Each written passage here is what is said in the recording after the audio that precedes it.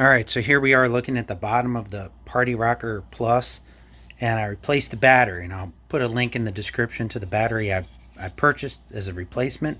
I went to put the cap on, and it went on, but it was bulging.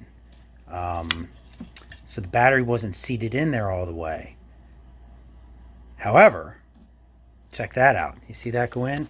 Here's what I did. I took the side handle off, and then down inside there, you can see the, let me get my finger in there. You can see the battery terminal wires there. And so I just put one hand in here and fed the battery wires through. And then I was able to get the battery in all the way. So now this cover fits flush, and I'll just screw that back on. So the issue was those battery wires were bunching up in there and not allowing it to go in all the way.